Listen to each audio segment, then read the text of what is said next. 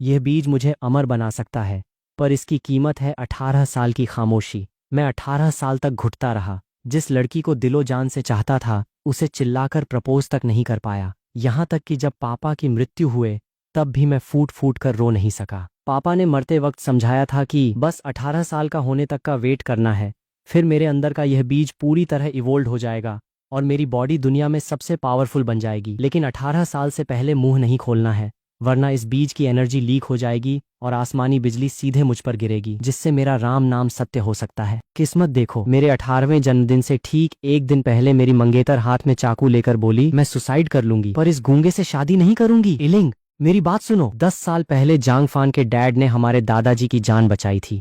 उसी एहसान के बदले दादाजी ने प्रॉमिस किया था कि तुम दोनों 18 साल के होते ही शादी करोगे। अगर तुमने यह डील तोड़ी तो लोग हमारे परिवार को एहसान फरामोश कहेंगे। इस बीच सब लोग कोने में खड़े मुझे देखकर कानाफूसी कर रहे थे।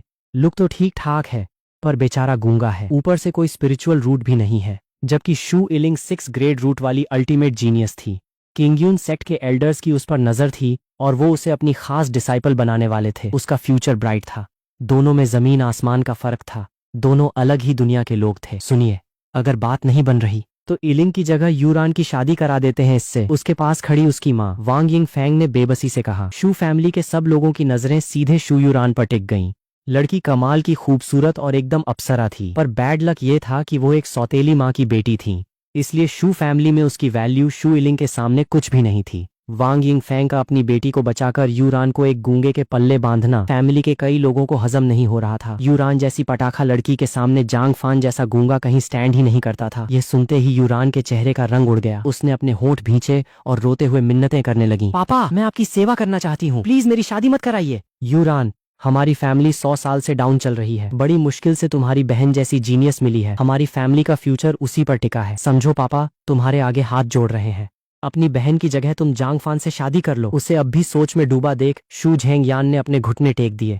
क्या अब पापा को तुम्हारे पैरों में गिरना पड़ेगा? यूरान एकदम डर गई और उसने तुरंत उन्हें उठाया। पापा, आप ऐसा मत करो, मैं शादी के लिए तैयार हूँ, मैं कर लूंगी शादी। ये सुनकर शू झेंग यान के चेहरे पर सुकून की स्माइल आई। उसने मेरी तरफ देखा और बोला, फान बेटा, तुम्हारा क्या सोचना है? मैं शांति से वॉक करता हुआ यूरान के सामने गया। उसके चेहरे पर आंसू देखकर दिल में एक अजीब सा दर्द हुआ। कितनी बेचारी है ये। पूरी फैमिली ने मिलकर इसके खिलाफ गेम खेल दिया। शू फैमिली का कभी इरादा था ही नहीं कि वो अपनी स्टार बेटी इलिंग की शादी मुझसे कराएं। उन्होंने तो पहले से ही यूरान को बलि का बकरा बनाने का फुल प्रूफ प्लान सेट कर रखा था। इलिंग का सुसाइड ड्रामा, वांग यिंग फैंग का यह रिप्लेसमेंट आइडिया और फिर झेंग यान का यह इमोशनल अत्याचार, सब कुछ स्क्रिप्टेड था। यूरान इतनी सिंपल और इनोसेंट थी कि आसानी से इनके जाल में फंस गई। ऐसी मासूम लड़की को मैं कैसे हर्ट कर सकता था? मैंने अपनी जेब से पेन पेपर निकाला और एक नोट लिखा। अंकल, यूरान को फोर्स मत कीजिए। शू फैमिली ने 10 साल तक मेरा ख्याल रखा।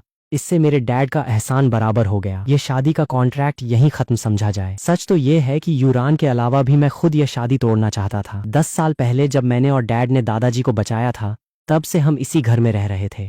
3 साल पहले जब डैड गुजरे तो वक्त के साथ रंग बदलने लगा। शू फैमिली के लोग मुझसे कटना शुरू हो गए। मैं समझ गया था कि इनका पेशेंस अब खत्म हो चुका है। अगर इन्हें अपनी फैमिली की इज्जत की फिक्र न होती तो ये मुझे बहुत पहले धक्के मारकर निकाल चुके होते। अब मुझे समझ आ गया था कि मेरे जाने का वक्त हो गया है। मेरा नोट पढ़ते ही शू झेंग यान अंदर ही अंदर उछल पड़ा। जांग फान का इस घर में रहना मतलब रोज झेंग यान को याद दिलाना कि वो हमारे कितने बड़े कर्जदार हैं। सालों से यह बात उसके गले की हड्डी बनी हुई थी। अब जब मैं खुद जा रहा था तो ये उसके लिए बम्पर लॉटरी जैसी न्यूज थी। पर ट्विस्ट देखो, वांग यिंग फैंग एकदम झूठी हमदर्दी दिखाते हुए बोली, फान बेटा, ऐसा कैसे हो सकता है? ये शादी दादाजी ने तय की थी। हमारी क्या मजाल जो उनका हुक्म टाले। कल को वो टूर से वापस आए और उन्हें पता चला कि हमने वादा नहीं निभाया तो हम दोनों कहीं के नहीं रहेंगे। अगर तुम सच में हमारे 10 साल के एहसान का बदला चुकाना चाहते हो तो यूरान से शादी कर लो। हम सब एक ही फैमिली बन जाएंगे। फैमिली के कुछ शातिर लोग वांग यिंग फैंग का असली गेम समझ चुके थे। वह यूरान की लाइफ इस गूंगे से शादी कराकर तबाह करना चाहती थी ताकि उसकी अपनी बेटी इलिंग के रास्ते का हर कांटा साफ हो जाए। यूरान अपनी ग्रेस और लुक्स की वजह से दूर दूर तक फेमस थी। बड़े बड़े खानदानों के लड़के उस पर लाइन मारते थे। अगर उसकी शादी किसी रईस या किसी पावरफुल बंदे से हो जाती तो वह इलिंग के लिए बड़ा खतरा बन सकती थी।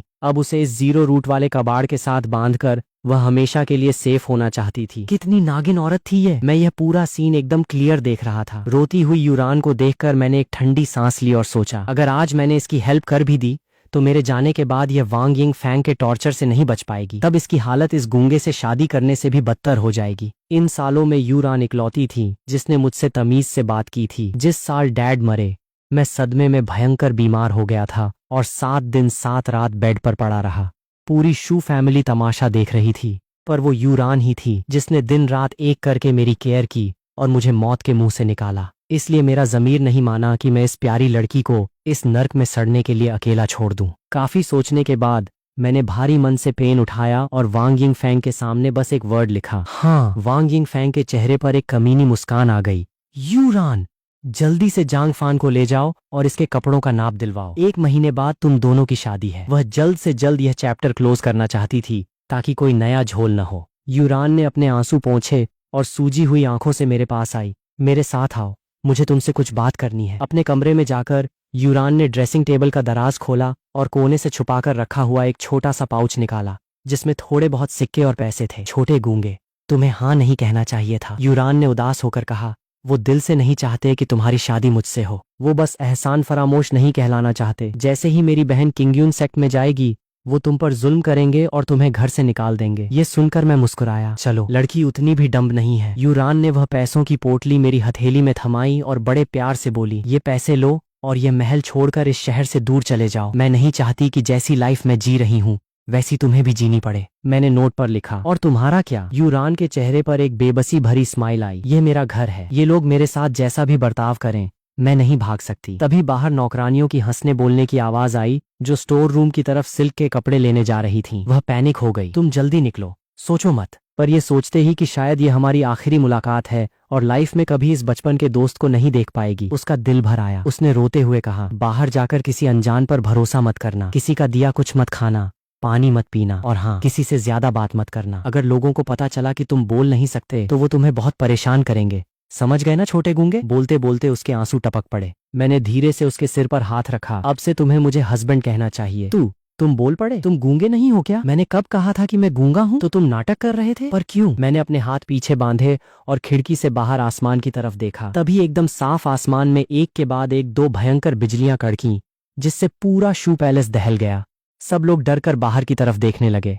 यूरान भी इस अचानक हुए धमाके से कांप गई। बिना बादल के यह बिजली कैसे कड़की? यूरान ने जब मेरे चेहरे पर एक गहरा दुख देखा तो उसे लगा कि मेरा कोई बहुत बड़ा सीक्रेट है। वह सॉफ्ट टोन में बोली, चलो ठीक है, मैं ज्यादा नहीं पूछूंगी। तुम अपना सामान पैक करो और निकलो। आंटी को अगर पता चला कि तुम इतने साल से एक्टिंग कर रहे थे तो वो फिर से शक करने लगेंगी। मैं पलटा और मैंने उसका नाजुक हाथ अपने हाथ में ले लिया। मैं कहीं नहीं जा रहा, मैं यहीं रुकूंगा, तुमसे शादी करूंगा और आज से तुम्हारी जिम्मेदारी मेरी। यूरान का खूबसूरत चेहरा पल भर में टमाटर की तरह लाल हो गया। उसके कानों में तुम्हारी जिम्मेदारी मेरी वर्ड गूंज रहे थे, जिससे उसका दिल जोर जोर से धड़कने लगा। उसने झटके से अपना हाथ छुड़ाया और शर्माते हुए बोली, ज्यादा बड़ी बड़ी बातें मत करो, तुम्हारा कल्टीवेशन लेवल तो मुझसे भी डाउन है। मैं बस मुस्कुरा दिया क्योंकि आज इस 18 साल के वनवास का लास्ट दिन था। कल सुबह मेरे अंदर का वो बीज ब्लास्ट होने वाला था। काफी देर सोचने के बाद उसने फिर से वो पैसों की पोटली मेरे हाथ में ठूंस दी। मैंने अपनी भौहें सिकोड़ी। इसे अब भी मुझ पर भरोसा नहीं था। यूरान ने शर्माते हुए अपनी नजरें झुकाई और धीरे से बोली, इसे रख लो, समझो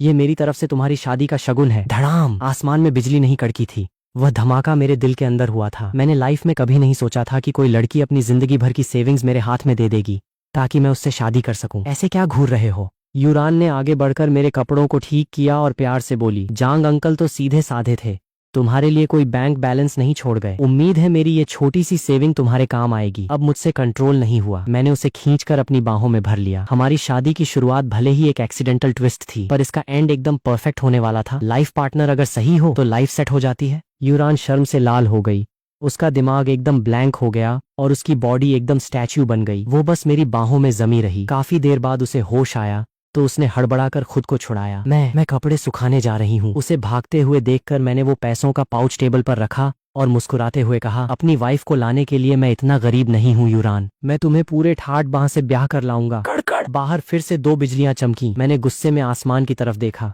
गरज लो, जितना गरजना है गरज लो। आज की रात बीतने के बाद तुम मेरा कुछ नहीं उखाड़ पाओगे। इस वक्त शू पैलेस के अंदर वांग यिंग फैंग के बेडरूम में। चाची, आपने यूरान सिस्टर की शादी उस कचरे जांग फान से कैसे तय कर दी? लू झेंग, जो खुद पिछले 10 साल से शू पैलेस के टुकड़ों पर पल रहा था, वांग यिंग फैंग के सामने गुस्से में लाल पीला खड़ा था प्लीज अपना फैसला बदलो और उसकी शादी मुझसे कराओ। लू झेंग वांग येंग फेंग का सगा भतीजा था। वह शातिर था और 3rd ग्रेड रूट का जीनियस था, इसलिए चाची ने उसे बचपन से अपने पास रखकर पाला पोषा था। उसने भी अपनी परफॉर्मेंस से चाची का नाम रोशन किया था। सिर्फ 20 साल की उम्र में उसने लियनकी के 5th लेवल को अचीव कर लिया था, जिससे उसकी चाची का मायके में काफी भौकाल था। बस एक ही सिरदर्दी थी कि लू झेंग यूरान पर मरता था और उसे अपनी अमानत समझता था। झेंग बेटा, यूरान की शादी जांग फान से होना हमारी फैमिली के फ्यूचर के लिए जरूरी है। बाकी हर मामले में चाची तुम्हारी बात मान सकती है, पर इस मैटर में कोई नौटंकी नहीं चलेगी। यूरान का करियर पूरी तरह तबाह करने के लिए वांग यिंग फेंग उसे हर हाल में उस कचरे जांग फान के पल्ले बांधना चाहती थी। लेकिन लू झेंग का उतरा हुआ चेहरा देखकर उसने एक शातिर टोन में कहा, बेटा, मैंने सिर्फ शादी में टांग अड़ाने से मना किया है। ये थोड़ी कहा है कि शादी के बाद तुम कुछ नहीं कर सकते। सोचो, अगर शादी के बाद जांग फान का कोई एक्सीडेंट हो जाए और वो मर जाए, तो तुम यूरान से शादी कर ही सकते हो ना। अगर यूरान एक बार विडो बन गई तो बड़े खानदान के रईस और पावरफुल लोग उसे वैसे भी मुंह नहीं लगाएंगे। लू झेंग का दिमाग तुरंत चल गया। मैं समझ गया चाची, थैंक यू सो मच। मैं अभी जाकर उनकी शादी की तैयारियां करवाता हूँ ताकि फेरे जल्दी से जल्दी हों। जाओ बेटा, और कल सुबह जल्दी उठना मत भूलना। चाची तुम्हें टेस्टिंग टावर ले जाएगी ताकि तुम्हारे स्पिरिचुअल रूट का रीटेस्ट हो सके। जी चाची। लू झेंग ने हाथ जोड़े और हंसते हुए बाहर निकल गया, पर कमरे से बाहर निकलते ही उसके चेहरे की हंसी गायब हो गई और वहां एक खूंखार लुक आ गया। मुझे जांग फान का जूठा माल चाहिए?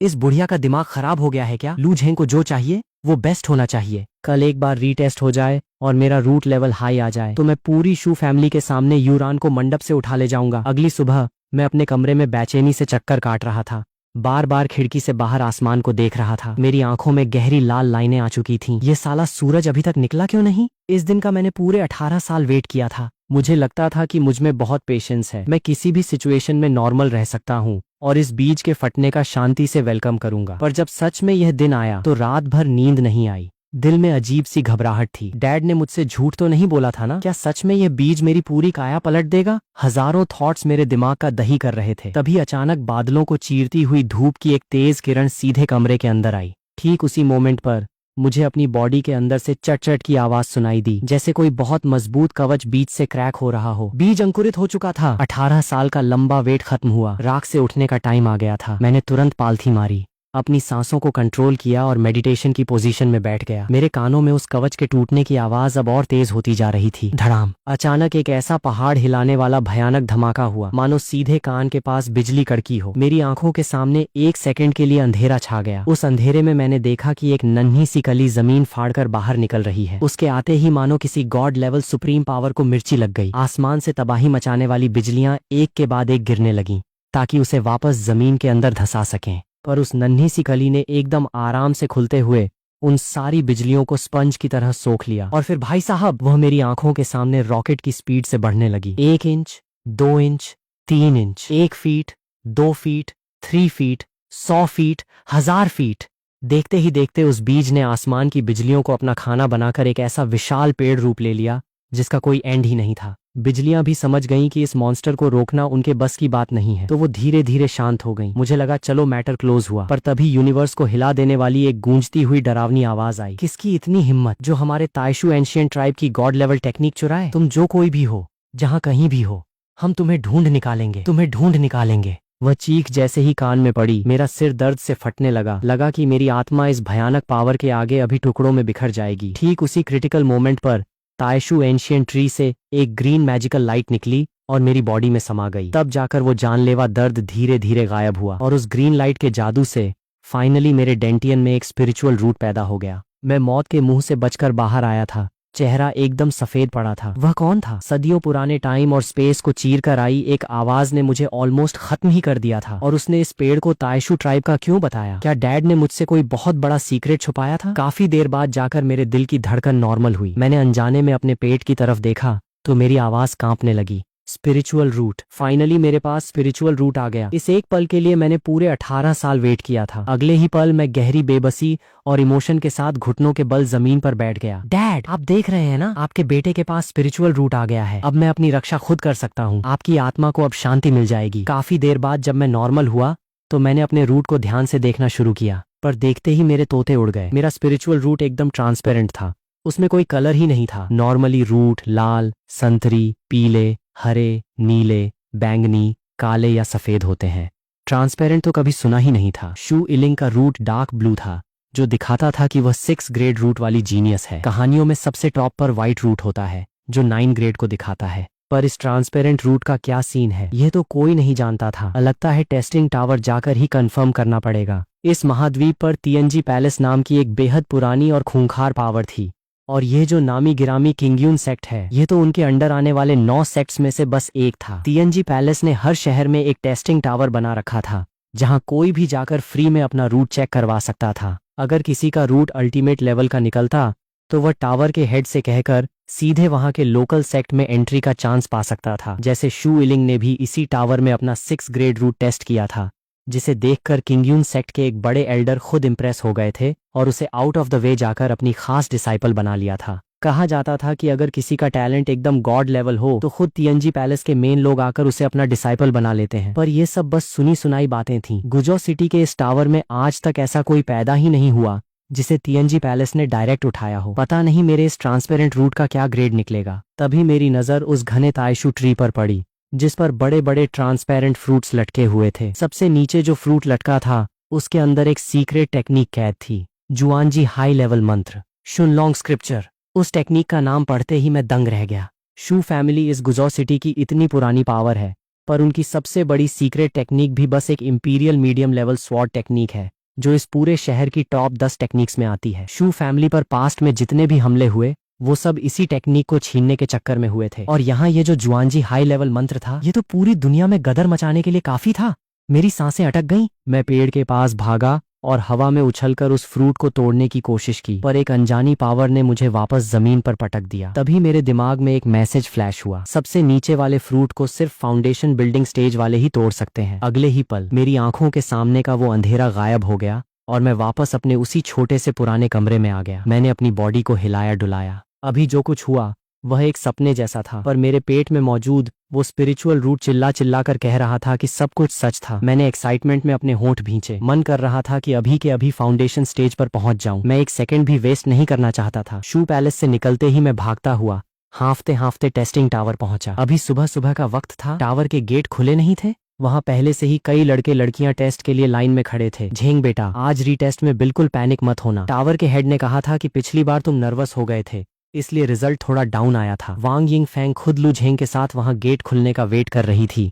वैसे तुम कम से कम 3rd ग्रेड अपर लेवल के हकदार थे, पर नर्वसनेस में सिर्फ 3rd ग्रेड मिड लेवल आया। इसी एक ग्रेड के फर्क की वजह से मैं तुम्हें शू फैमिली से ज्यादा रिसोर्सेज नहीं दिलवा पा रही थी। लू झेंग ने सीरियस होकर सिर हिलाया। शू फैमिली के पास वैसे ही लिमिटेड माल था और उसका बड़ा हिस्सा शू इलिंग पर खर्च होता था। बाकी का बचा कुचा टैलेंट के हिसाब से बंटता था। शू फैमिली में कई लोग 3rd ग्रेड वाले थे, इसलिए वो दूसरों से एक कदम पीछे रह जाता था, तो उसे रिसोर्सेज भी कम मिलते थे। इसीलिए इस रीटेस्ट में उसे अपना असली जलवा दिखाना ही था। अगर आज तुम्हारा 3rd ग्रेड अपर लेवल आ गया तो मैं किसी भी तरह शू फैमिली के एल्डर्स को मनाकर तुम्हें हमारी खानदानी शू स्टाइल स्वॉर्ड टेक्निक सीखने की परमिशन दिलवा दूंगी। अपने इस भतीजे के लिए वांग यिंग फैंग शू फैमिली का सबसे बड़ा सीक्रेट भी एक आउटसाइडर को देने के लिए तैयार थी। क्या? लू झेंग ये सुनते ही उछल पड़ा। शू स्टाइल स्वॉर्ड टेक्निक एक इंपीरियल मीडियम लेवल कोंफा थी, जो गुजो सिटी में काफी ऊपर रैंक करती थी। इसे सिर्फ शू फैमिली के सगे खून को ही सिखाया जाता था। इस घर में 10 साल तक दूसरों के नखरे झेलने के बाद फाइनली आज वह शू फैमिली के सबसे बड़े खजाने को हाथ लगाने वाला था। इसी एक्साइटमेंट के बीच उसकी नजर साइड में खड़ी एक जानी पहचानी फिगर पर पड़ी। वह चौंक गया। जांगफान, तू यहाँ क्या कर रहा है? मैंने एकदम रिलैक्स होकर एक नोट लिखा, वही जो तुम करने आए हो। मैंने सोच लिया था कि जब तक खुद को प्रोटेक्ट करने की पावर नहीं आ जाती, मैं गूंगा बनने का नाटक जारी रखूंगा। लू झेंग ने तुरंत मेरा मजाक उड़ाया। वही जो मैं करने आया हूँ? हा, स्पिरिचुअल रूट गॉड गिफ्टेड होता है भाई, किस्मत में है तो है, नहीं तो नहीं। एक आम इंसान बनकर जिंदगी काटने में क्या बुराई है? जो चीज औकात से बाहर हो उसके पीछे नहीं भागना चाहिए। मैंने चुपचाप अपनी मुट्ठी भींची। क्यों भाई, ऐसा क्यों फिक्स है कि मैं जिंदगी भर एक आम इंसान बनकर रहूं और तुम हमेशा एक हाई क्लास वॉरियर बने रहो? तभी टावर के गेट खुले। टेस्टिंग टावर का हेड एक ढीला ढाला बुढ़ा था, जो सालों से एक ही काम करके पूरी तरह पक चुका था। उसने बिना किसी एक्सप्रेशन के कहा, वही पुराना रूल है, जिसका टैलेंट सबसे कड़क निकलेगा उसे टेक्निक का रिवॉर्ड मिलेगा। सबके चेहरों पर ठीक है वाला लुक था, क्योंकि यह रिवॉर्ड आम लोगों के बस की बात नहीं थी। पिछले कई सालों में यह रिवॉर्ड सिर्फ शू इलिंग को मिला था, जिसने X ग्रेड रूट की बदौलत एक इंपीरियल लो लेवल मंत्र जीता था। उसी मंत्र के दम पर इलिंग सिर्फ 6 महीने में लियनकी के 8th लेवल पर पहुंच गई थी। जब 6 ग्रेड वाले को सिर्फ बेसिक टेक्निक मिली तो बाकी लोग तो उम्मीद ही छोड़ चुके थे, पर मेरा दिमाग तुरंत चमका। यानी यहाँ फ्री में टेक्निक भी मिलती है। फाउंडेशन स्टेज पर पहुंचने के लिए एक अच्छे मंत्र की सख्त जरूरत थी। मंत्र ही वो चाबी है जो आपके कल्टीवेशन लेवल को बढ़ाती है। स्वॉर्ड या पंच जैसी अटैकिंग टेक्निक्स के मुकाबले मंत्र ज्यादा कोर और कीमती होते हैं, जिन्हें हर खानदान छुपा कर रखता है। ये टेस्टिंग टावर ही इकलौती जगह थी जहां एक आम लड़का इसे जीत सकता था, पर यह बहुत मुश्किल था। मुझे भी श्योर नहीं था कि मुझे कुछ मिलेगा या नहीं, क्योंकि मेरे इस ट्रांसपेरेंट रूट का क्या लेवल है मुझे खुद नहीं पता था। सब लोग टावर के अंदर गए। वहां कई अलग अलग प्राइवेट रूम्स थे। मैं और लू झेंग पास वाले रूम्स में घुस गए। मैंने रूम के सेंटर में हवा में तैरते हुए एक क्रिस्टल स्केल को देखा, जिस पर 9 अलग अलग कलर्स के मार्क बने थे जो 1 से 9 ग्रेड को दिखाते थे। जैसे ही आप उस पर हाथ रखते, वॉरियर का रूट क्रिस्टल स्केल पर अपना असली कलर चमका देता, जिससे उसका ग्रेड साफ हो जाता। मैं क्रिस्टल स्केल के पास गया और अपना हाथ उस पर रख दिया। तभी एक वूंस की आवाज आई और स्केल तुरंत थरथराने लगा। एक चमकीली वेव नीचे से उठी और रेड मार्क तक पहुंच गई। फिर बिना रुके वो सीधे ऑरेंज पर चली गई। मेरा थोड़ा सा डर कम हुआ। मुझे डर था कि कहीं ये ट्रांसपेरेंट रूट कोई बिना ग्रेड वाला कचरा न निकल जाए। देखते ही देखते वह वेव येलो पर पहुंची और फिर बुलेट की स्पीड से ग्रीन मार्क को हिट किया। मेरा दिल जोर से धड़का। ग्रीन यानी 4th ग्रेड रूट। ये तो लू झेंग के लेवल से भी ऊपर था। गुजौ सिटी के हिसाब से यह 1 नंबर का क्लासिक रूट माना जाता था, पर वो वेव रुकने का नाम नहीं ले रही थी। Light green, dark blue. मैंने अपनी मुट्ठियां भींच ली। दिल तेजी से पंप करने लगा। 6 ग्रेड रूट में शू इलिंग के बराबर पहुंच चुका था, पर वेव अभी भी चालू थी। पर्पल यानी 7th ग्रेड, ब्लैक यानी 8th ग्रेड। मेरी सांसें हलक में अटक गईं। 8th grade. मैंने इस गुजौ सिटी का आज तक का सबसे बड़ा रिकॉर्ड तोड़ दिया था, लेकिन उस वेव में अभी भी भयंकर पावर बची थी। वह एक झटके में सबसे पाना के मार्क पर पहुंच गई। व्हाइट यानी 9th ग्रेड। 9th ग्रेड है। मेरी आंखें फटी की फटी रह गईं।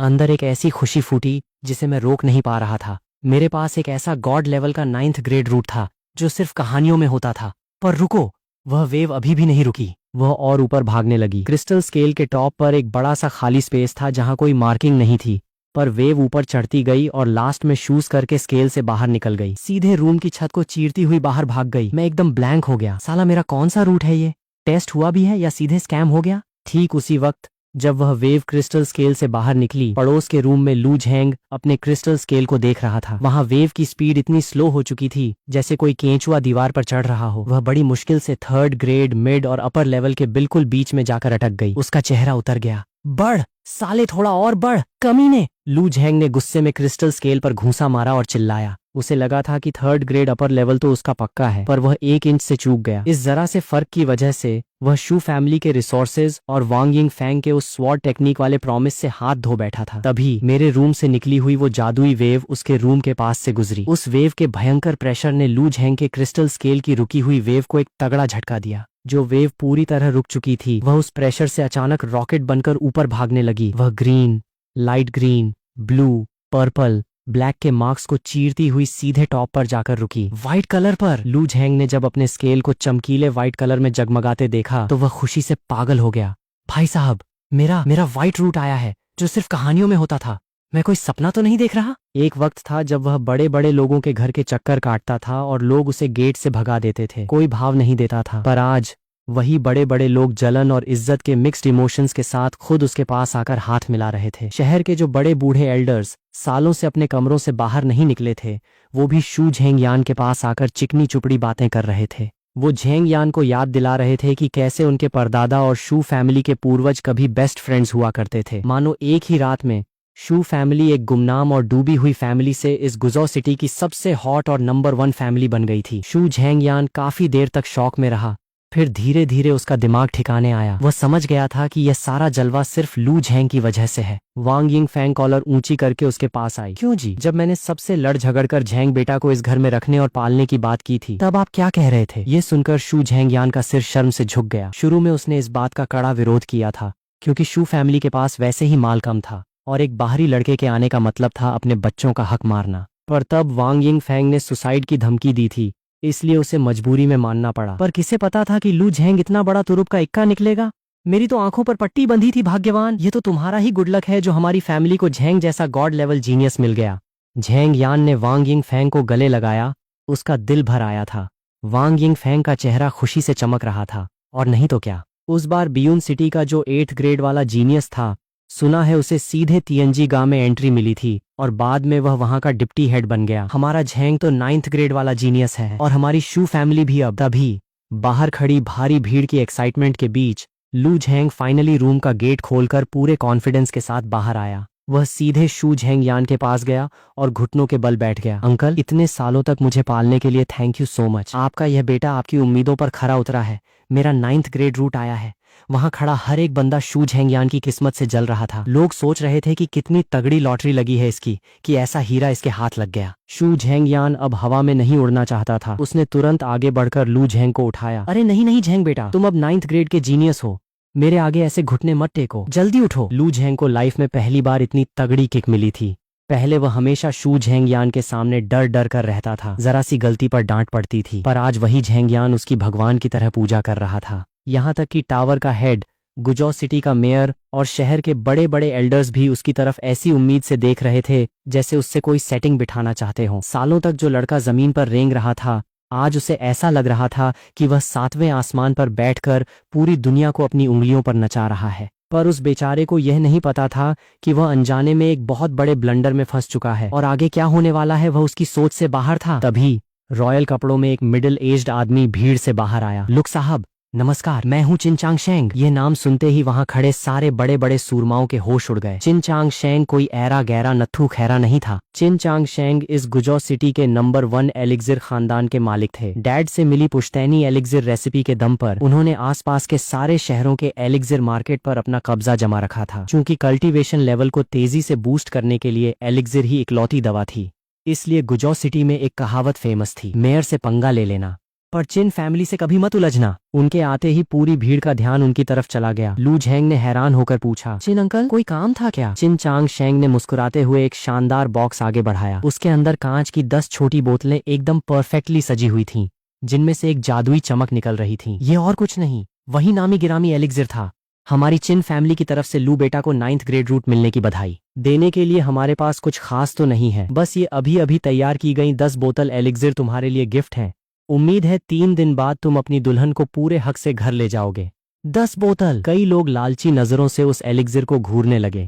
इसकी एक सिंगल बोतल भी इतनी महंगी होती थी कि कोई नॉर्मल फैमिली इसे अफोर्ड नहीं कर सकती थी। चिन फैमिली ने एक साथ 10 बोतलें देकर सच में अपना खजाना खोल दिया था। इन 10 बोतलों के दम पर तो एक सुअर भी वॉरियर बन जाए। फिर लू झेंग तो वैसे भी 9th ग्रेड का जीनियस था। तभी लोग मेरी तरफ तरस भरी नजरों से देखने लगे। इस बेचारे की किस्मत ही खराब है, इसकी बीवी तो हाथ से गई। मेरी आंखें थोड़ी छोटी हुई। क्या चिन फैमिली खुलेआम लू झेंग को सपोर्ट कर रही है? शायद चिनचांग शेंग ने मेरी वो नजर भांप ली थी। वह डरे नहीं, बल्कि एकदम टशन में आकर बोले, और हाँ, आज के बाद से हमारी चिन फैमिली की किसी भी दुकान से जांग फान को एक बूंद एलिक्सिर भी नहीं बेची जाएगी। ये सिर्फ सपोर्ट करना नहीं था, ये तो सीधे मुझे बर्बाद करने का प्लान था। मेरी आंखों में एक गुस्सा उतरा और मैंने तुरंत एक नोट लिखा, उम्मीद है तुम्हें इस बात का अफसोस नहीं होगा। तभी चिनचांग शेंग ने बिना किसी एक्सप्रेशन के अपने एल्डर से कहा, तुम्हें याद है 10 साल पहले अचानक आया वो सीक्रेट सोल मास्टर? एल्डर ने सिर हिलाया। बिल्कुल याद है सर। उसके बनाए मीडियम लेवल एलिक्सिर ने हमारी चिन फैमिली के 100 साल पुराने बिजनेस की चूलें हिला दी थीं। वो तो शुक्र है उसने सिर्फ 10 बोतलें बनाई और पैसे और कुछ रॉ मटेरियल लेकर गायब हो गया, वरना अगर वह बड़े लेवल पर मीडियम लेवल एलिक्सिर बेचने लगता तो हमारा लो लेवल एलिक्सिर मार्केट से पूरी तरह साफ हो जाता। चिन फैमिली का एलिक्सिर लो लेवल का था, जिसका असर मीडियम वाले के मुकाबले आधा भी नहीं था। अगर वह बंदा लगातार सप्लाई करता तो कौन उनका घटिया माल खरीदता? उस एक इंसिडेंट ने चिन फैमिली को कंगाली की कगार पर ला खड़ा किया था। चिनचांग शेंग ने गहरी आवाज में कहा, तो तुम्हें यह याद है कि लू झेंग इस गुजौ सिटी में कब आया था? एल्डर ने थोड़ा दिमाग दौड़ाया और अचानक शॉक में आ गया। 10 साल पहले सर। आपका मतलब है? बिल्कुल 10 साल पहले ही लू झेंग यहाँ आया और ठीक उसी वक्त वो सीक्रेट सोल मास्टर भी दिखा। ये कोई इत्तेफाक नहीं हो सकता।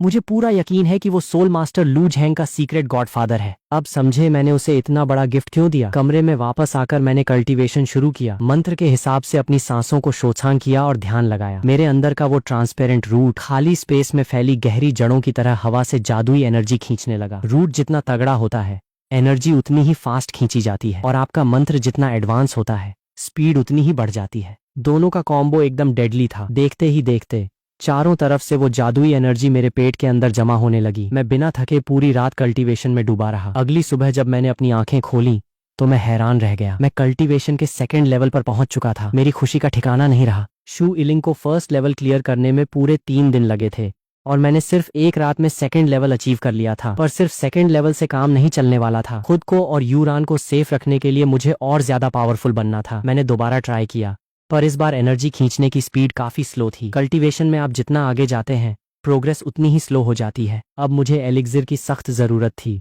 पर एलिक्सिर बहुत महंगा था। ऊपर से चिन चांग शेंग ने मेरे लिए सारे दरवाजे बंद कर दिए थे। मैंने अपनी भौहें सिकोड़ी। तभी मुझे याद आया कि डैड ने मरते वक्त अपना वो 10 साल पुराना बॉक्स उनकी कब्र के पास दबाने को कहा था और कसम दी थी कि जब तक बीज न फट जाए उसे मत निकालना। उस बॉक्स में आखिर ऐसा क्या है? अगर डैड मेरे लिए इतना चमत्कारी बीज छोड़ सकते हैं तो उस सीक्रेट बॉक्स में भी कोई मामूली चीज नहीं होगी। तभी अचानक किसी ने मेरी पीठ पर हाथ रखा। मैंने चौंक कर देखा तो वो यूरान थी। मुझे देखते ही उसकी आंखों में आंसू आ गए और वो मेरे सीने से लगकर रोने लगी। सॉरी फान, मैं बहुत बेकार हूँ, मुझे और ध्यान रखना चाहिए था। आंटी ने देख लिया और मैंने धीरे से उसकी पीठ थपथपाई और मुस्कुराते हुए कहा, पगली, मैं तो उल्टा तेरा थैंक यू करना चाहता हूँ। मैं तुझसे गुस्सा क्यों हूँगा? यूरान ने अपनी लाल आंखों से मुझे देखा। उसका गिल्ट कम नहीं हो रहा था, पर वो इकलौती एलिक्सिर की बोतल थी जो मैं तुम्हारे लिए ला सकती थी। ये सुनकर मेरे दिल में आया कि मैं कितना लकी हूँ जो मुझे ऐसी मंगेतर मिली। मैंने प्यार से उससे कहा, टेंशन मत लो, एलिक्सिर का जुगाड़ मैं खुद कर लूंगा। तुम अब जाकर आराम करो और मेरी अच्छी खबर का वेट करो। यूरान थोड़ी देर चुप रही, फिर उसने सिर हिलाया। ठीक है, तुम बस अपनी तरफ से ट्राई करना, खुद पर प्रेशर मत डालना। रिजल्ट जो भी हो मैं तुम्हें ब्लेम नहीं करूंगी। ये कहकर वह शू पैलेस से बाहर निकल गई और शहर के बाहर बने क्लाउडी माउंटेन की तरफ चली गई जहां जादुई जड़ी बूटियां मिलती थीं। वह जांग फान को इस मुश्किल में अकेला नहीं छोड़ना चाहती थी, इसलिए अपनी तरफ से पूरी हेल्प करना चाहती थी। भले ही उन जड़ी बूटियों का असर एलिक्सिर जैसा ना हो, पर कुछ न होने से तो अच्छा ही था। इस बीच मैं भी शू पैलेस से निकला और सीधे डैड की कब्र पर पहुंचा। डैड, आपका बेटा आपसे मिलने आया है। मैंने कब्र के पास की मिट्टी को पूरे 3 फीट तक खोदा, तब जाकर मुझे वो ब्लैक कलर का लकड़ी का बॉक्स मिला। अरे, ये तो अभी तक बिल्कुल नहीं सड़ रहा है, लगता है ये कोई आम लकड़ी नहीं है। जैसे ही मैंने बॉक्स खोला, अंदर का नजारा देखकर मेरे होश उड़ गए। वहां कांच की 2 बोतलों में डार्क ग्रीन कलर का लिक्विड रखा था। ये और कुछ नहीं बल्कि मीडियम लेवल एलिक्सिर था। मैं खुशी से उछल पड़ा। डैड सच में मेरे लिए कल्टीवेशन का पूरा जुगाड़ करके गए थे। मैंने जैसे ही उन बोतलों को उठाया, देखा कि उनके नीचे एक लेटर और एक पुरानी स्क्रिप्ट रखी हुई थी। लेटर देखते ही मेरा दिल तेजी से धड़कने लगा। मैंने कांपते हाथों से उसे खोला। उस पर डैड की ही हैंडराइटिंग थी। फान बेटा, जब तुम ये लेटर पढ़ रहे होगे, मुझे मरे हुए 3 साल हो चुके होंगे। क्या तुम्हारा वो बीज फट गया?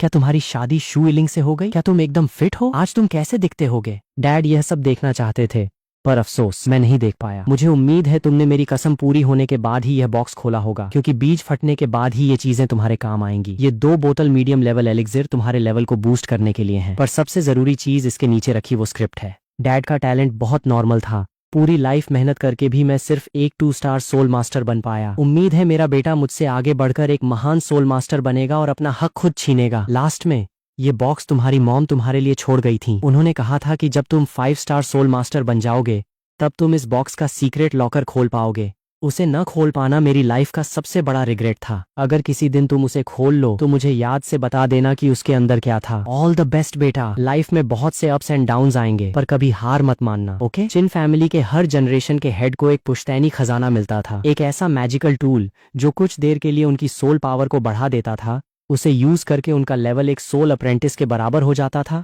बस इसी एक टूल के दम पर चिन फैमिली इस शहर की इतनी बड़ी पावर बनी बैठी थी। पर जब मैंने उस स्क्रिप्ट को देखा तो पहले तो कुछ समझ नहीं आया। उसे लगातार देखने से मेरा सिर चकराने लगा। उस पर लिखा था, Tai soul scripture part 1 by 8 star soul master Xiao Yao Dajun. इसे सिर्फ वही पढ़ सकता था जिसकी सोल पावर बहुत स्ट्रांग हो। एक आम इंसान अगर इसे देखेगा तो उसका सिर फटने लगेगा या उसकी आत्मा ही खत्म हो जाएगी।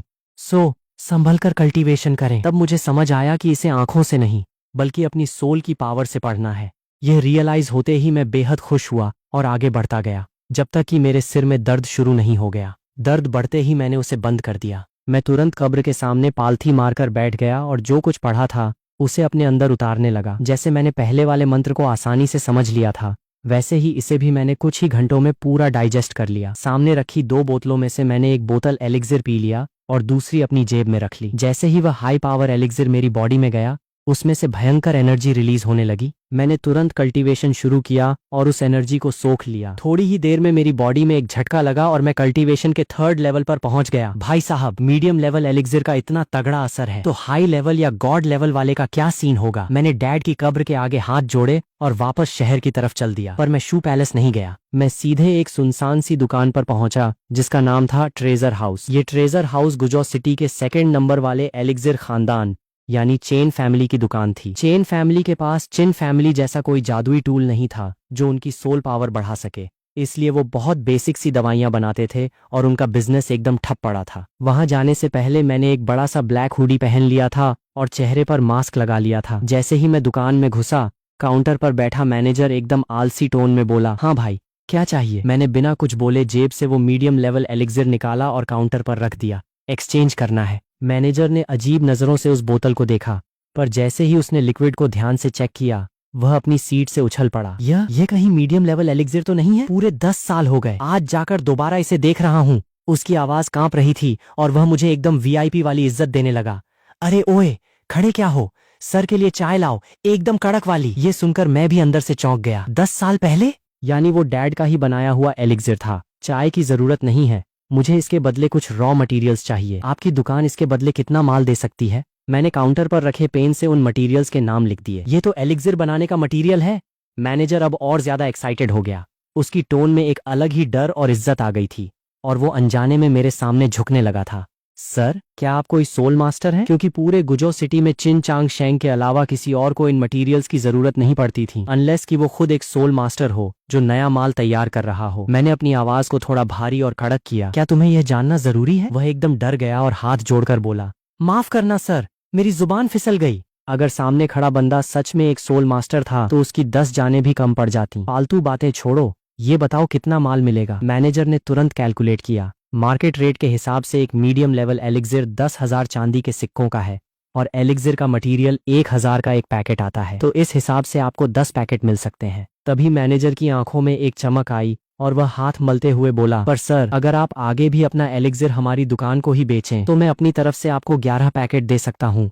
मैंने थोड़ा सोचा और कहा, डील पक्की। मैनेजर खुश हो गया और तुरंत 11 पैकेट लाकर मेरे सामने रख दिए। सर, आपसे एक बात शेयर करनी थी। कल इस गुजो सिटी के एलिक्सिर खानदानों का एक बड़ा कंपटीशन है। अगर आपके पास कोई एक्स्ट्रा एलिक्सिर हो तो क्या आप उसे हमारी चेन फैमिली की तरफ से वहां शोकेस कर सकते हैं, ताकि हमारी चेन फैमिली की भी थोड़ी कॉलर ऊंची हो सके। उसकी तरस भरी शक्ल देखकर मैंने थोड़ा सा सिर हिलाया। ट्राई करूंगा, यह कहकर मैं तुरंत ट्रेजर हाउस से बाहर निकल आया। जब मुझे श्योर हो गया कि कोई मेरा पीछा नहीं कर रहा तो मैंने एक सुनसान गली में जाकर अपना हुडी और मास्क उतारा और एक नॉर्मल लड़के की तरह सड़क पर आ गया। अभी मैं कुछ ही कदम चला था कि तभी एक जानी पहचानी कमीनी हंसी सुनाई दी।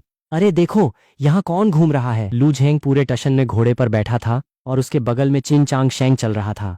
मुझे देखते ही दोनों ने अपने घोड़े की रस्सी खींची और रुक गए। लू झेंग ने पास में बने ट्रेजर हाउस को देखा और हंसते हुए बोला, चिन अंकल, कुछ लोग दिन में भी सपने देखते हैं, यहाँ घटिया एलिक्सिर ढूंढने आए हैं क्या? चिन चांग शेंग ने मुझे एक हिकारत भरी नजर से देखा और ठंडे लहजे में बोला, इस गुजो सिटी में हमारी चिन फैमिली के अलावा कहीं भी एलिक्सिर नहीं मिलने वाला। तुम इस कबाड़ दुकान में एलिक्सिर ढूंढ रहे हो, रास्ता भटक गए हो भाई। इनसे भीख मांगने से अच्छा है कि लू साहब के आगे हाथ जोड़ लो। लू झेंग ने कमीनी मुस्कान के साथ कहा, अरे मुझसे एलिक्सिर मांगने से अच्छा है कि मुझसे यह भीख मांगे कि मैं इसकी मंगेतर को छोड़ दूं। हाँ हाँ हाँ, ये कहकर उसने घोड़े को चाबुक मारा और आगे निकल गया। चिन चांग शेंग ने मुझे एक लास्ट वार्निंग दी, एलिक्सिर का सपना देखना छोड़ दो। जब तक चिन चांग शेंग जिंदा है तुम्हें लाइफ में एलिक्सिर की एक बूंद भी नसीब नहीं होगी। यह कहकर वह भी लू झेंग के पीछे भाग गया। मैंने बस अपने कंधे उचकाए।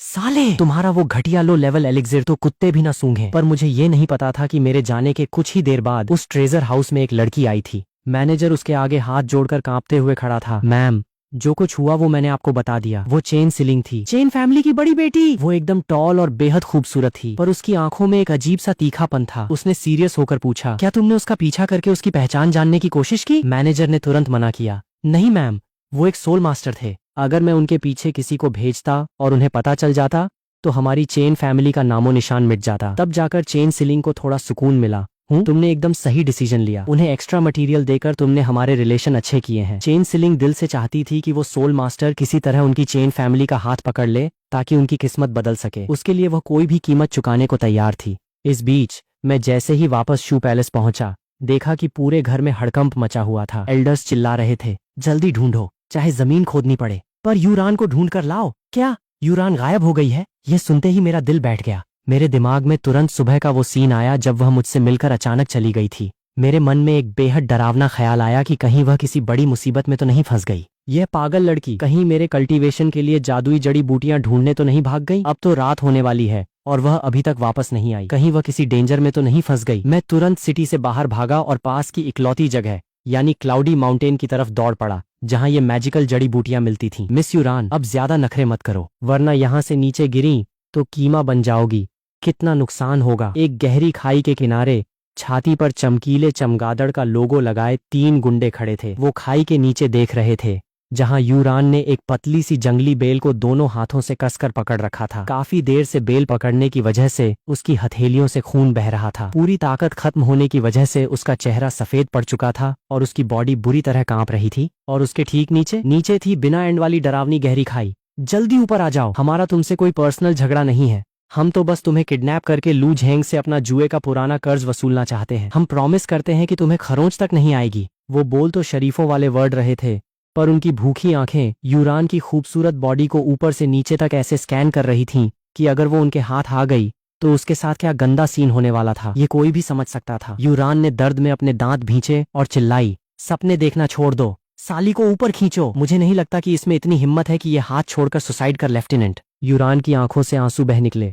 उसने मन में कहा, सॉरी फान, इस जन्म में हमारा साथ यहीं तक था, अगले जन्म में मैं तुम्हारी वाइफ बनूंगी। तभी मैंने आगे बढ़कर उन गुंडों पर अटैक किया। वो संभल पाते इससे पहले ही मैंने उन्हें यमराज के पास भेज दिया। आखिरी गुंडे ने मरते मरते मुझे धमकी दी, तुम्हारी इतनी हिम्मत, हमारे ब्लड बैट पैलेस के बंदों को मारा है, तू तो अब गया बेटे। फान, यूरान ने कांपती आवाज में मुझे पुकारा। मैंने उसे खींचकर खाई से बाहर निकाला और कसकर गले से लगा लिया। बड़ी मुश्किल से तुम मुझे मिली हो। यहाँ माउंटेन पर जड़ी बूटियां तो लाखों हैं पर मेरी यूरान सिर्फ एक है। आज के बाद मेरे लिए ऐसा डेंजरस रिस्क मत लेना। अगर तुम्हें कुछ हो जाता तो मेरा क्या होता। ये सुनते ही यूरान के चेहरे पर एक प्यारी सी स्माइल आ गई और उसे अंदर से बहुत अच्छा लगा। क्या मैं फान के लिए सच में इतनी इंपॉर्टेंट हूँ? वह शांति से मेरी चौड़ी छाती से टिक गई। इतने घंटों से जो उसकी सांसें अटकी हुई थीं वो अब नॉर्मल हुई और भयंकर थकावट की वजह से वह मेरी बाहों में ही गहरी नींद में सो गई। मैं उसे जगाना नहीं चाहता था इसलिए उसे गोद में लिए रखा। तभी मेरी नज़र जमीन पर पड़ी उन ब्लड बैट पैलेस के गुंडों की डेड बॉडीज पर गई। मैंने थोड़ा दिमाग दौड़ाया और उनके कपड़े चेक किए। तभी मुझे एक गुंडे की जेब से एक चमकीला मेटल का टोकन मिला जिसे देखकर मैं खुश हो गया। अरे, ये तो ब्लड बैट पैलेस का सीक्रेट टोकन है। मुझे याद आया कि सिटी के मेयर ने इन गुंडों पर भारी इनाम रखा था। जो भी ब्लड बैट पैलेस के एक गुंडे को मारेगा उसे मेयर के पर्सनल मैजिकल पूल में एक बार कल्टीवेशन करने का वीआईपी चांस मिलेगा। शहर के बहुत से वॉरियर्स ने उसी पूल के दम पर अपना लेवल बूस्ट किया था। मैंने उस टोकन को संभालकर अपनी जेब में रखा और आसपास देखा। चारों तरफ घना अंधेरा हो चुका था और रात के इस साये में पहाड़ से नीचे उतरने का रास्ता ढूंढना इम्पॉसिबल था। इसलिए मैंने पास में एक सेफ गुफा ढूंढी और यूरान को लेकर रात बिताने के लिए अंदर चला गया। जब वो आराम से सो रही थी तब मैं भी खाली नहीं बैठा। मैंने ट्रेजर हाउस से लाए 11 पैकेट रॉ मटेरियल्स निकाले और खुद का एलिक्सिर बनाने का ट्राई करने लगा। अगली सुबह जब सूरज की पहली किरण चमकी तो मैंने जमीन पर पड़ी राख के ढेर को देखकर अफसोस जताया, धत्त तेरे की, 3 पैकेट मटेरियल कचरा हो गया। पर तभी मेरे चेहरे पर एक अजीब सी स्माइल आई। जब से ताइशु एंशियंट ट्री की उस ग्रीन लाइट ने मेरी सोल पावर को बूस्ट किया था तब से मेरा दिमाग इतना शार्प हो चुका था कि इस लो लेवल एलिक्सिर को बनाना मेरे लिए बच्चों का खेल बन गया था। मेरे सामने कांच की 8 बोतलें रखी हुई थीं जिनमें से 7 बोतलें हाई लेवल एलिक्सिर की थीं और एक बोतल तो भाई साहब गॉड लेवल एलिक्सिर बन चुकी थी। उसकी पावर चिन फैमिली के उस घटिया लो लेवल माल से पूरे 10 गुना ज्यादा थी। मैंने बिना टाइम वेस्ट किए वो गॉड लेवल एलिक्सिर पिया और कल्टीवेशन में डूब गया। केवल 1 घंटे के अंदर वह पूरी एनर्जी मेरी बॉडी में सेटल हो गई और मैं कल्टीवेशन के 4th लेवल पर पहुंच गया। यहाँ तक कि मैं 5th लेवल के भी बिल्कुल करीब था। मैं खुद हैरान था। शू इलिंग को 3rd से 4th लेवल पर जाने के लिए पूरे 10 दिन लगे थे, वो भी तब जब वह रोज चिन फैमिली का एलिक्सिर पीती थी। और मुझे सिर्फ एक बोतल गॉड लेवल माल से यह सक्सेस मिल गई। इसका असर सच में अनबिलीवेबल था। 4th लेवल की कड़क पावर को अपनी बॉडी में फील करके मैंने अपने पास सो रही यूरान के खूबसूरत चेहरे को देखा और मुस्कुराया। यूरान, अब मैं सच में तुम्हें हर मुसीबत से प्रोटेक्ट कर सकता हूँ। इस वक्त शू पैलेस के अंदर लू झेंग का पसीना छूट रहा था और उसका चेहरा पूरी तरह उतरा हुआ था। वह पागलों की तरह अपने सामने रखी 10 खाली बोतलों को देख रहा था। ऐसा कैसे हो सकता है? मैंने सारी बोतलें खाली कर दी, फिर भी मेरा लेवल अप क्यों नहीं हुआ? बगल में खड़ी वांग यिंग फैंग का भी दिमाग काम नहीं कर रहा था। ये तो इम्पॉसिबल है। 9th ग्रेड का गॉड लेवल रूट और ऊपर से चिन फैमिली की 10 बोतलें। इतने माल में तो एक सुअर भी लेवल अप कर जाता। पर लू झेंग जहां था वहीं अटका रहा। उसने लू झेंग को सांत्वना देते हुए कहा, झेंग बेटा, टेंशन मत लो, कभी कभी ज्यादा जल्दी करने से कल्टीवेशन का बैलेंस बिगड़ जाता है। वैसे भी तुम्हारे थोड़े ही हो। उस भिखारी जांगफान के पास ना तो कोई रूट है और ना ही एलिक्सिर, वह तो लेवल 1 भी क्लियर नहीं कर पाया होगा। तुम दोनों का मैच कम से कम टाई तो है ही। यह सुनकर लू झेंग ने राहत की सांस ली और टशन में बोला, उस साले की क्या औकात जो मुझसे कंपेयर करे। मेरा लेवल अप नहीं हुआ तो क्या, थोड़ा टाइम लगेगा, पर वह साला तो जिंदगी भर उसी कचरे में सड़ेगा। चलिए चाची, चलते हैं मेन हॉल में। तभी मैं और यूरान सुबह की ताजी धूप के बीच शू पैलेस पहुंचे। यूरान ने शू पैलेस के बड़े गेट को देखा, पर उसके कदम आगे नहीं बढ़ रहे थे, क्योंकि उसे पक्का यकीन था कि यह मैच हम हार चुके हैं और अब उसे मजबूरी में लू झेंग से शादी करनी पड़ेगी। उसने अपने होंठ भींचे और भारी मन से कहा, तुम अगर हार भी गए तो खुद को ब्लेम मत करना, मैं तुमसे गुस्सा नहीं हूंगी। इन कुछ दिनों में वह मुझे अपना हस्बैंड मान चुकी थी। अगर मैं सच में हार गया तो वह लू झेंग की बनने से अच्छा अपनी जान दे देगी। उसका यह मूड भांप कर मैंने उसका हाथ थाम लिया और पूरे कॉन्फिडेंस से कहा, मैंने प्रॉमिस किया था ना कि मैं तुम्हें प्रोटेक्ट करूंगा, आज भी और हमेशा भी। यह कहकर मैंने उसका हाथ पकड़ा और शू पैलेस के गेट के अंदर कदम रख दिए। 10 साल तक इस घर में नौकरों जैसी लाइफ जीने के बाद आज पहली बार मैं शू फैमिली की आंखों में आंखें डालकर देखना चाहता था। मुझे पूरी दुनिया को प्रूव करना था कि मैं कोई कचरा नहीं हूँ और मैं जांगफान इस शू यूरान के बिल्कुल लायक हूँ। हमारे कदम रखते ही पूरे पैलेस में हल्ला मच गया। शू झेंगयान तुरंत अपनी फौज लेकर बाहर आया और आते ही यूरान पर चिल्लाने लगा, यूरान, तू कल से कहाँ गायब थी? हमारी जान हलक में फंसा दी थी तूने। अपने पापा का यह गुस्सा देखकर यूरान की आंखों में एक सूनापन आ गया। वह ठंडे लहजे में बोली, पापा, आपको मेरी फिक्र थी या इस बात का डर था कि लू झेंग की विश पूरी नहीं होगी और आपकी फैमिली का वो बड़ा सपोर्ट हाथ से निकल जाएगा? अगर सेकंड वाली बात है तो चिल मारिए। शू फैमिली में मेरा होना या ना होना बराबर है। आपके पास इलिंग सिस्टर है ही। शू झेंगयान का गुस्सा हवा हो गया। वह कुछ बोल नहीं पाया। इलिंग के आने के बाद से यूरान को हमेशा साइडलाइन किया गया था। ऊपर से वांग यिंग फैंग उस पर छुपकर जुल्म करती थी। यह बात सबको पता थी। उसने बात संभालते हुए कहा, चलो आ गई तो ठीक है। तभी उसकी नजर मेरे और यूरान के जुड़े हुए हाथों पर गई। उसकी भौहें सिकुड़ गईं। जांगफान, इन 3 दिनों में तुम्हारा कल्टीवेशन कैसा रहा? मैंने शांति से पेपर पर 2 वर्ड लिखे, ठीक ठाक। शू झेंगयान सोच में पड़ गया। ठीक ठाक? क्या बिना रूट के भी इस लड़के ने कुछ अचीव कर लिया? पर फिर उसने सोचा कि जब 9th ग्रेड वाले लू झेंग का 3 दिन में कुछ नहीं हुआ तो जांगफान की क्या बिसात। मेरे पीछे आओ। थोड़ी ही देर में सब लोग शू फैमिली के मेन हॉल में इकट्ठा हो गए। खानदान के छोटे बड़े 50 लोग वहां मौजूद थे। शू फैमिली की कई यंग लड़कियां सज धज कर लू झेंग के आसपास मंडरा रही थीं और उस पर लाइन मारने का ट्राई कर रही थीं ताकि उसका थोड़ा सा अटेंशन मिल सके। शू इलिंग भी चेहरे पर एक प्यारी सी स्माइल लिए लू झेंग से हंस हंस कर बातें कर रही थी। पर जैसे ही मैं हॉल के अंदर आया, इलिंग के चेहरे की हंसी गायब हो गई। वह चिढ़कर बोली, मुझे तो लगा था तू डरकर शहर छोड़कर भाग गया। बाकी लोग भी मेरी तरफ देखकर लू झेंग से मेरी तुलना करने लगे और मेरा मजाक उड़ाने लगे। समझ नहीं आता इस साले में इतना ओवर कॉन्फिडेंस कहाँ से आता है जो लू भाई से टक्कर ले रहा है। शू फैमिली के टुकड़ों पर 10 साल तक पलने के बाद भी इसे अपनी औकात और हैसियत समझ नहीं आई। अगर मैं इसकी जगह होता तो बिना मैच के ही यूरान का हाथ लू भाई को सौंप देता। कम से कम सरेआम बेइज्जती तो ना होती। मेरा चेहरा एकदम सपाट था। इन 10 सालों में मैंने इतने ताने सुने थे कि अब मेरा दिल पत्थर हो चुका था। मैंने बिना टाइम वेस्ट किए हॉल के सेंटर में खड़े होकर पेपर पर लिखा, मैच कब स्टार्ट करना है? मेरे इस कड़क एटीट्यूड और कॉन्फिडेंस को देखकर वहां खड़े लोगों के चेहरे का रंग थोड़ा बदल गया। शू इलिंग की आंखें भी थोड़ी हैरान हुईं। वह मुझे ऊपर से नीचे तक देखने लगी। आज के जांगफान में एक अलग ही टशन था, एक ऐसा कॉन्फिडेंस जो सीधे उसकी हड्डियों से निकल रहा था। क्या इसे सच में लगता है कि यह जीत जाएगा? पर यह इम्पॉसिबल है।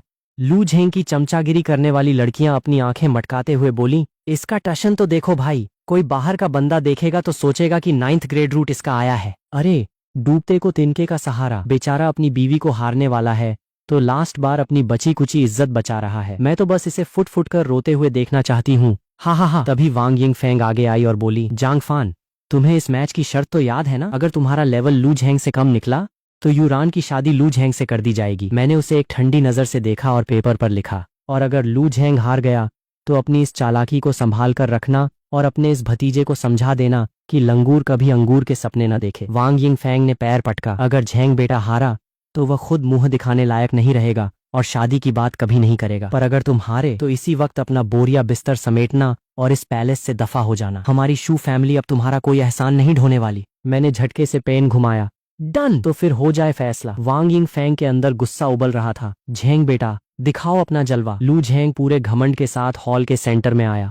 उसके चेहरे पर मेरे लिए साफ नफरत और हिकारत दिख रही थी। एक 9th ग्रेड के जीनियस के साथ मैच खेलने का मौका मिल रहा है तुझे। तेरे खानदान वाले अगर ऊपर से देख रहे होंगे तो उनकी भी छाती चौड़ी हो गई होगी। उसने एक कमीनी स्माइल दी और अपने दोनों पंच हवा में तेजी से चलाए। फटाफट हवा में जैसे पटाखों के फूटने की आवाज हुई। कल्टीवेशन के 5th लेवल की फुल पावर की वजह से वहां की हवा पूरी तरह कांप उठी। ये देखते ही शू यिलिंग का चेहरा उतर गया। लेवल अप नहीं हुआ?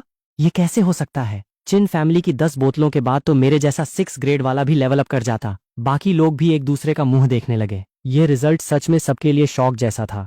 9th ग्रेड का रूट उम्मीद के मुताबिक उतना कड़क परफॉर्म नहीं कर पाया था। हॉल में एक अजीब सा सन्नाटा छा गया। वांग यिंग फैंग ने तुरंत सिचुएशन को संभाला। कल्टीवेशन का रास्ता बहुत मुश्किल होता है दोस्तों।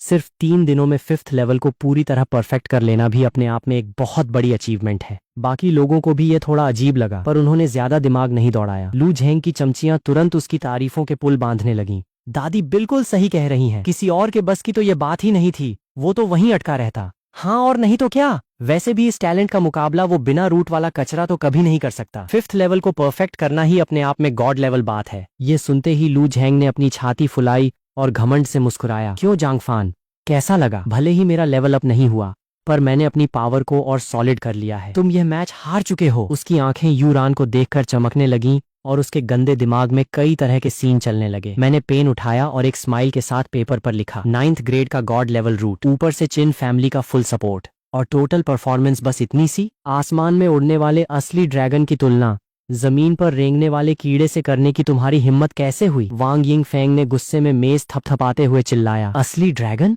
मैंने मन ही मन हंसते हुए पेपर पर लिखा और फिर अपनी मुट्ठी को हवा में पूरी ताकत से लहराया। मेरी मुट्ठी से एक बेहद प्योर और कड़क जादुई एनर्जी रिलीज हुई, जिसने हॉल में मौजूद हर एक इंसान की आंखें फटी की फटी छोड़ दी। कल्टीवेशन का 1st लेवल। फान, तुमने लेवल क्लियर कर लिया? यूरान ने अविश्वास में अपने मुंह पर हाथ रख लिया और खुशी से चीख पड़ी। शू यिमिंग की आंखें शौक से फैल गईं।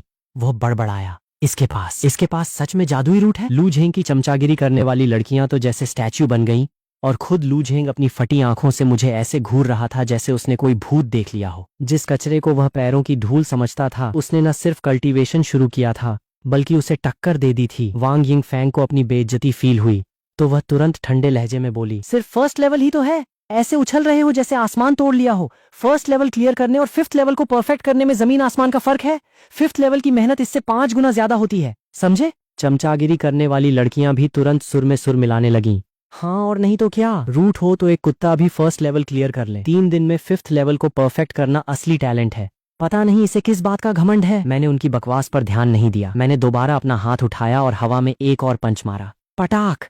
इस बार हवा में इतनी तेज गूंज हुई कि लोगों के कान बजने लगे। यूरान का मुंह खुला का खुला रह गया। 2nd level. फान, तुमने सिर्फ 3 दिन में 2nd लेवल अचीव कर लिया। इस बार शू यिमिंग भी अपनी सीट पर टिक नहीं पाया। उसके चेहरे पर गहरी हैरानी थी। सिर्फ 3 दिन में 2nd लेवल? ये तो मैं भी नहीं कर पाया था। लू झेंग की साइड लेने वाली लड़कियों को ऐसा लगा जैसे किसी ने उनके चेहरे पर जोरदार तमाचा जड़ दिया हो। वो सब हकलाने लगीं और उनके मुंह से एक वर्ड नहीं निकला। लू झेंग का चेहरा गुस्से से लाल हो चुका था। अगर 1st लेवल से मैं उसके बराबर आया था तो 2nd लेवल पर पहुंचकर मैंने उसे सीधे मलबे में दबा दिया था। वांग यिंग फैंग का भी गला सूख गया था, पर वह फिर भी बात घुमाते हुए बोली, 2nd लेवल भी कोई बहुत बड़ी तोप नहीं है। बस इतना कह सकते हैं कि तुम मुश्किल से झेंग बेटा के प्रोग्रेस के आसपास पहुंचे हो। पर उसके मुंह से ये वर्ड निकले ही थे कि मैंने बिना रुके हवा में तीसरा पंच दे मारा। धमाका! वह आवाज इतनी कड़क थी जैसे पूरे हॉल के लोगों के गाल पर एक साथ थप्पड़ पड़ा हो। क्या? शू यिमिंग शौक के मारे अपनी जगह से उठ खड़ा हुआ और हड़बड़ी में उसकी कुर्सी ही पीछे गिर गई, पर उसने ध्यान नहीं दिया। उसकी पूरी बॉडी कांप रही थी। 3rd level? इम्पॉसिबल! 3 दिन में 3rd लेवल पर पहुंचना, ये तो 9th ग्रेड का गॉड लेवल रूट भी नहीं कर सकता। जांगफान, तू आखिर क्या चीज है? अब किसी भी लड़की में चूं करने की भी हिम्मत नहीं बची थी। वो खुद सालों से कल्टीवेशन कर रही थीं और बड़ी मुश्किल से 3rd लेवल पर पहुंची थीं, और इस लड़के ने सिर्फ 3 दिन में यह कर दिखाया था। लू झेंग और वांग यिंग फैंग के चेहरों पर अब घमंड की जगह खौफ साफ दिख रहा था। 3 दिन में 3rd लेवल का मतलब सिर्फ जीतना नहीं था, इसका मतलब था लू झेंग को जमीन पर पटक कर उसके चेहरे को बूटों से कुचल देना। पूरे हॉल में कब्र जैसा सन्नाटा छा गया। मैंने सबके सामने आगे बढ़कर यूरान को कमर से अपने करीब खींचा और पेपर पर कड़क शब्दों में लिखा, यूरान सिर्फ इस जांगफान की वाइफ है और उसे मुझसे छीनने की औकात किसी में नहीं है। उन शब्दों की गूंज से लोगों के दिल कांप गए। लू झेंग को अपनी जिंदगी की सबसे बड़ी बेइज्जती फील हो रही थी। वह पागलों की तरह चिल्लाया, जांगफान, साले ज्यादा उड़ मत। तुझे एक सीक्रेट बात बता दूं, टीएनजी पवेलियन के बड़े मास्टर्स इस वक्त गुजौ सिटी के रास्ते में हैं।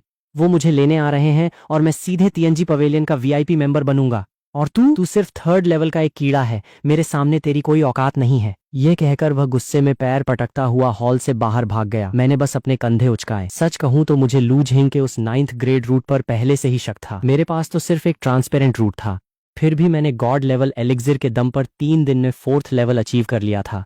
हालांकि मैंने इन्हें सिर्फ 3rd लेवल ही दिखाया था। तो ऐसा कैसे हो सकता है कि 9th ग्रेड का रूट होने के बाद भी लू झेंग एक लेवल भी अप ना कर पाए? जब TNG पवेलियन के मास्टर्स आकर उसका टेस्ट लेंगे तब दूध का दूध और पानी का पानी खुद हो जाएगा। वांग यिंग फेंग की इज्जत का आज सरेआम कचरा हो चुका था। जिस भतीजे पर वह इतना उछल रही थी उसे एक कचरे ने धूल चटा दी थी। उसने मुझे नफरत से घूरते हुए कहा, ठीक है जांग फान, तुम्हारे पास रूट आ गया तो तुम खुद को शहंशाह समझने लगे। सुनो, पहले तुम अनाथ थे, इसलिए मैंने सोचा था कि शादी में तुमसे कोई शगुन या दहेज नहीं लूंगी। पर अब जब तुम इतने कैपेबल बन ही गए हो तो ठीक 10 दिन बाद मुझे एक आलीशान और महंगा शगुन तैयार मिलना चाहिए। अगर तुम वह इंतजाम नहीं कर पाए तो मुझसे बुरा कोई नहीं होगा। मैं यूरान की शादी किसी और से कर दूंगी। यह कहकर वह भी गुस्से में पैर पटकती हुई निकल गई। यूरान की खुशी पल भर में गायब हो गई और उसके चेहरे पर फिर से टेंशन की लकीरें आ गईं। वान, मेरे पास जो थोड़े बहुत चांदी के सिक्के हैं वो इसके लिए बहुत कम है। दादी जानबूझकर तुम्हें फंसा रही हैं। तुम कितना भी ले जाओगे वह कोई ना कोई कमी निकाल कर रिजेक्ट कर देंगी। अगर ये कुछ दिन पहले की बात होती तो शायद मैं भी परेशान हो जाता, पर अब नहीं, क्योंकि अब मैं कोई नॉर्मल इंसान नहीं बल्कि एक सोल मास्टर बन चुका था। एक ऐसा सोल मास्टर जो महंगी से महंगी दवाइयां और एलिक्सिर चुटकियों में बना सकता था। मुझे तुरंत याद आया कि मैंने कल ट्रेजर हाउस के मैनेजर से वादा किया था कि मैं सिटी के एलिक्सिर कंपटीशन में आऊंगा। मेरे पास कल रात के बने 7 हाई लेवल एलिक्सिर पहले से ही थे जिन्हें बेचकर अच्छा खासा पैसा कमाया जा सकता था। मैंने पेपर पर लिखकर यूरान को समझाया, यूरान, मैं कल्टीवेशन के लिए बाहर जा रहा हूँ, तुम अब बिना वजह पैलेस से बाहर मत जाना, समझे? यूरान ने एक आज्ञाकारी वाइफ की तरह सिर हिलाया। आप जाइए, मैं अब आपके लिए कोई मुसीबत खड़ी नहीं करूंगी। उसने मेरे जाते हुए बैकग्राउंड को देखा। उसकी आंखों में मेरे लिए एक अलग ही रिस्पेक्ट और प्यार था। जिस लड़की के पास ऐसा मेहनती और केयरिंग हस्बैंड हो उसका फ्यूचर कभी खराब कैसे हो सकता था? इस वक्त सिटी के मेयर के पैलेस के सामने का नजारा देखने लायक था। आज पूरे शहर के एलिक्सिर खानदानों का महा कंपटीशन और एग्जीबिशन था। छोटे बड़े सारे एलिक्सिर मेकर्स वहां अपना बेस्ट माल डिस्प्ले करने आए थे। शहर के लोकल वॉरियर्स से लेकर बाहर से आए बड़े बड़े बिजनेसमैन भी इस भीड़ में शामिल थे जो बेस्ट क्वालिटी की दवाइयां थोक के भाव खरीदने के लिए घूम रहे थे। छोटे खानदानों के लिए खुद को फेमस करने का यह गोल्डन चांस था, तो चिन फैमिली जैसे बड़े प्लेयर्स के लिए यह अपनी बादशाहत बनाए रखने का चैलेंज था। चिन चांग शेंग अपनी चिन फैमिली के बड़े और आलीशान स्टॉल पर खड़ा पूरे टशन में अपनी सबसे ज्यादा बिकने वाली लो लेवल एलिक्सिर की तारीफें कर रहा था। उसके स्टॉल के सामने लोगों की ऐसी भीड़ थी जैसे चींटियों का पहाड़ हो। इसके ठीक अपोजिट चेन फैमिली का स्टॉल उतना ही बड़ा था, पर वहां एक कुत्ता भी नहीं फटक रहा था। एकदम सन्नाटा पसरा हुआ था। इस भयंकर डिफरेंस को देखकर चेन सिलिंग का दिल बैठ रहा था। वह धीरे से बुदबुदाई, क्या वो सीक्रेट सोल मास्टर सच में आएंगे? बगल में खड़ा मैनेजर भी टेंशन में हाथ मल रहा था। मैम, सोल मास्टर्स का मिजाज बहुत अजीब होता है। वो अपनी मर्जी के मालिक होते हैं। उनका आना या ना आना उनके मूड पर डिपेंड करता है। अंदर से वह भी डरा हुआ था। अगर वो सोल मास्टर आज आ जाते तो उनके मीडियम लेवल एलिक्सिर के दम पर चेन फैमिली आज पूरी लाइमलाइट लूट लेती। पर अगर वह नहीं आए तो आज का पूरा शो चिन फैमिली के नाम हो जाता और अगले 1 साल तक चेन फैमिली को दाने दाने के लिए तरसना पड़ता। ऊपर से उन्हें एक और डरावनी खबर मिली थी जिसने उनकी रातों की नींद उड़ा रखी थी। चिन फैमिली के पास जो पुश्तैनी मैजिकल टूल था उसकी पावर अचानक बढ़ गई थी, जिसके दम पर चिन चांग शेंग ने एक बोतल मीडियम लेवल एलिक्सिर बनाने में कामयाबी हासिल कर ली थी।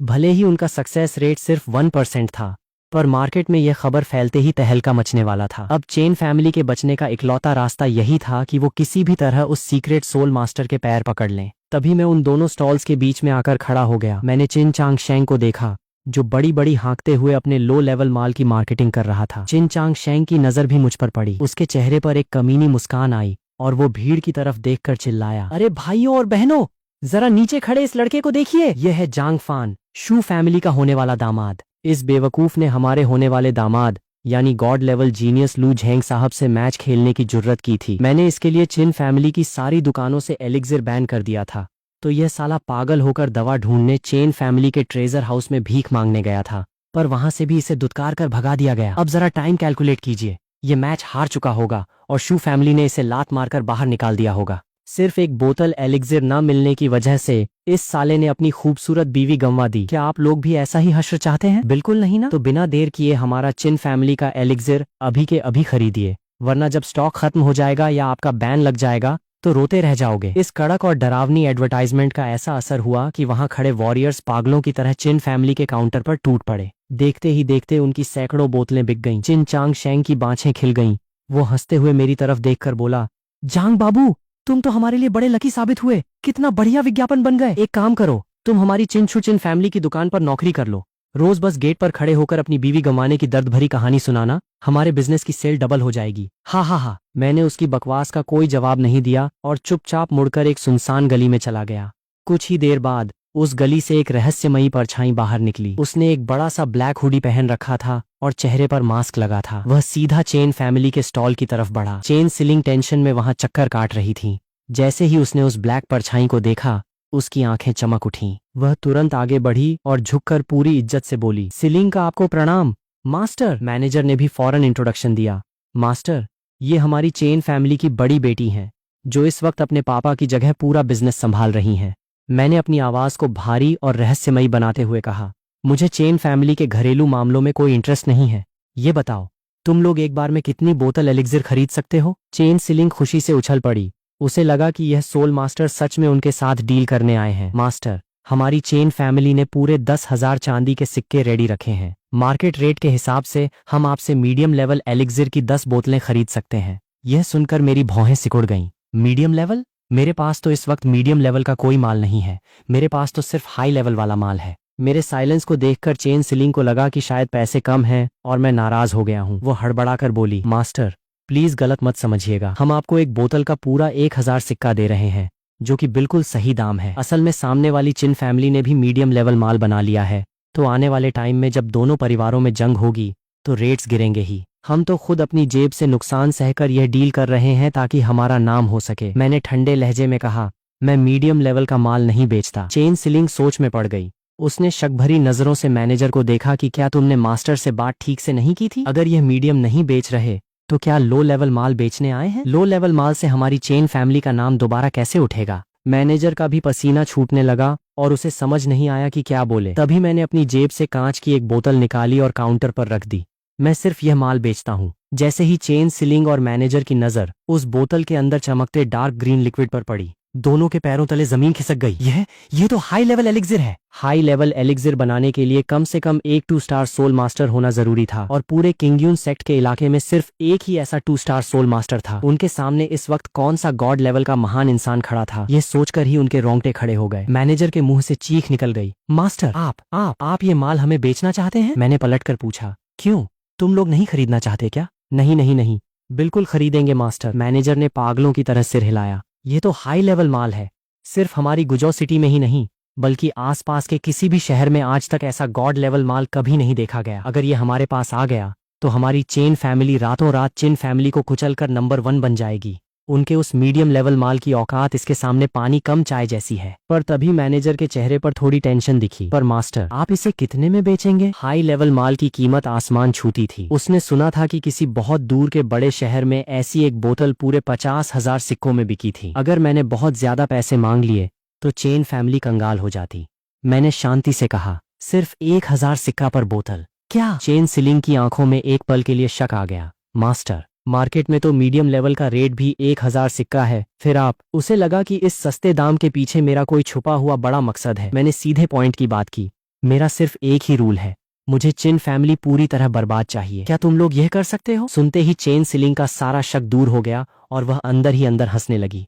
तो यह बात है, चिन फैमिली के अक्ल के दुश्मनों ने जाने अनजाने में एक 2 स्टार सोल मास्टर से पंगा ले लिया है। अब उनका खात्मा तय है। उसने तुरंत छाती ठोककर कहा, मास्टर, अगर आप इसी रेट पर हमें लगातार ये हाई लेवल माल सप्लाई करते रहे तो चिन फैमिली को रास्ते पर लाने में हमें कुछ दिन भी नहीं लगेंगे। मैंने सामने खड़े चिन चांग शेंग को देखा, जो अभी भी हवा में तीर मार रहा था। मैंने कहा, ठीक है, मुझे रॉ मटेरियल्स की सप्लाई देते रहो, मैं अभी के अभी तुम्हारे लिए थोक के भाव हाई लेवल एलिक्सिर तैयार करता हूँ। चेन सिलिंग ने बिना एक सेकंड गंवाए अपने बंदों को मटीरियल और एक सीक्रेट वीआईपी रूम रेडी करने का आदेश दे दिया। दोपहर होते होते एग्जीबिशन में भीड़ अपने चरम पर पहुंच चुकी थी। पैर रखने की भी जगह नहीं थी। तभी चिन चांग शेंग ने एक जोरदार ठहाका लगाया और माइक पर चिल्लाया, देवियों और सज्जनों, आज हमारी चिन फैमिली आपको एक ऐसी खुशखबरी देने जा रही है जिसे सुनकर आपके होश उड़ जाएंगे। हमारी चिन फैमिली ने बड़ी मेहनत के बाद आखिरकार मीडियम लेवल एलिक्सिर तैयार कर लिया है और इसकी कीमत होगी सिर्फ 13,000 चांदी के सिक्के। ये सुनते ही पूरी भीड़ में जैसे भूचाल आ गया। भले ही कीमत नॉर्मल से थोड़ी ज्यादा थी, पर मीडियम लेवल का माल मार्केट में मिलता कहाँ था। जो पहले खरीदेगा उसका कल्टीवेशन रॉकेट की तरह उड़ेगा। लोग पागलों की तरह पैसे लेकर चिन फैमिली के स्टॉल पर धावा बोल दिए। चिन चांग शेंग हंसते हंसते लोटपोट हो रहा था। जब से लू झेंग का हाथ पकड़ा है, हमारी किस्मत ही बदल गई है। तभी चेन फैमिली के स्टॉल से एक सुरीली और कड़क आवाज गूंजी, दोस्तों, हमारी चेन फैमिली भी आज आपके सामने एक बड़ा धमाका करने जा रही है। सबने मुड़कर देखा। चेन सिलिंग के हाथों में एक शानदार चांदी की थाली थी जिसके ऊपर एक लाल रंग का मखमली कपड़ा ढका हुआ था। चिन चांग शेंग ने दूर से देखा और अपनी भौहें सिकोड़ी। यह लड़की क्या नौटंकी कर रही है? पर मुझसे टक्कर लेने के लिए माल में दम होना चाहिए, सिर्फ लाल कपड़े से काम नहीं चलता। चेन सिलिंग ने बिना कोई सस्पेंस रखे सीधे उस लाल कपड़े को झटके से हटा दिया। आज से हमारी चेन फैमिली इस पूरे शहर में पहली बार हाई लेवल एलिक्सिर की सेल शुरू करने जा रही है। जैसे ही वो चमकीली बोतल धूप में चमकी, पूरी भीड़ का कलेजा मुंह को आ गया। हाई लेवल एलिक्सिर, भाई साहब, सच में हाई लेवल माल है। इसकी सिर्फ एक बोतल का असर लो लेवल वाली 5 बोतलों के बराबर होता है। ये तो वो टॉप क्वालिटी की दवा है जो किंगयून सेक्ट के मेन शिष्यों को कल्टीवेशन के लिए मिलती है। हमारी गुजो सिटी में यह बिकने आई है। चेन फैमिली तो सच में इतिहास रचने वाली है। पूरे मैदान में ऐसा शोर मचा कि आसमान गूंज उठा। चिन चांग शेंग की आंखों के आगे अंधेरा छा गया। उसके हाथ पैर कांपने लगे। चेन फैमिली के पास हाई लेवल एलिक्सिर कहां से आया? ये तो उस मीडियम लेवल माल से भी 1000 गुना ज्यादा खतरनाक है जो 10 साल पहले आया था। अपने स्टॉल से ग्राहकों को चेन फैमिली की तरफ भागते देख वह पूरी तरह बौखला गया और गले के पूरे एम्पलीफायर ऑन करके चिल्लाया, सब लोग रुकिए, भावुक मत होइए। एक हाई लेवल एलिक्सिर की कीमत कम से कम 50,000 चांदी के सिक्के होती है। क्या आप लोगों की जेब में इतने पैसे हैं जो वहां दौड़ रहे हो? इस बात ने कई जोश में आए वॉरियर्स के कदमों को रोक दिया। वो थोड़े झेंप गए। बात तो सही थी। हाई लेवल माल कितना भी चमत्कारी हो, आम इंसान की हैसियत से बाहर था। उनके लिए चिन छुरचिन फैमिली का लो लेवल या मीडियम लेवल ही औकात के अंदर था। पर तभी चेन सिलिंग के होठों पर एक तीखी मुस्कान आई। उसने ऊंची आवाज में अनाउंस किया, चेन फैमिली पर सालों से भरोसा जताने वाले हमारे प्यारे कस्टमर्स के लिए हम एक बम्पर ऑफर का ऐलान करते हैं। अगले 1 महीने तक इस हाई लेवल एलिक्सिर की कीमत होगी सिर्फ 12,000 चांदी के सिक्के। क्या हाई लेवल माल सिर्फ 12,000 में? अरे भाई, चिन फैमिली का वो घटिया मीडियम लेवल माल 13,000 का है और यहाँ उससे 10 गुना बेहतर माल 12,000 में मिल रहा है। जो चिन फैमिली से खरीदेगा उससे बड़ा गधा कोई नहीं होगा। मुझे 2 बोतलें दो, मुझे भी चाहिए। चिन मालिक सुनो, अभी जो मैंने तुमसे लो लेवल माल खरीदा था वो मुझे नहीं चाहिए। मेरे पैसे वापस करो, रिफंड करो, जल्दी रिफंड करो। भीड़ में मानो ब्लास्ट हो गया। एक तरफ लोग चेन फैमिली के काउंटर पर टूट पड़े और 10-10 हजार के नोट फेंकने लगे, तो दूसरी तरफ चिन फैमिली के स्टॉल पर लोग अपना खरीदा हुआ माल वापस करके रिफंड मांगने के लिए दंगा करने लगे। ये भयंकर हंगामा दोपहर से लेकर सीधे शाम तक चलता रहा।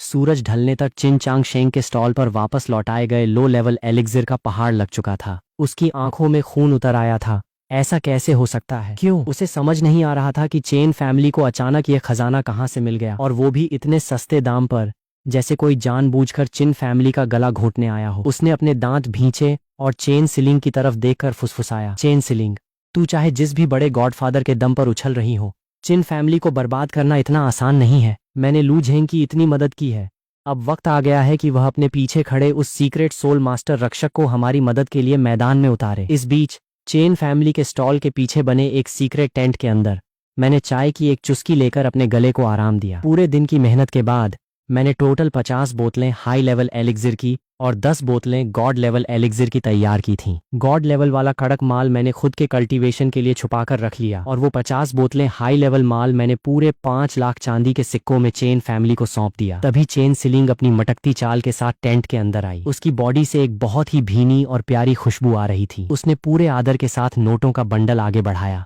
मास्टर, ये रहे आपके 5 लाख के सिल्वर नोट्स। मैंने बिना कोई एक्सप्रेशन दिए उन नोटों को अपनी जेब में रखा और भारी आवाज में कहा, कल मैं हाई लेवल माल का एक और लॉट तैयार करूंगा, तुम लोग चांदी और रॉ मटेरियल्स रेडी रखना। ये कहकर मैं जाने के लिए उठा। मास्टर जरा रुकिए। चेन सिलिंग की आंखों में एक गहरी समझदारी चमक रही थी।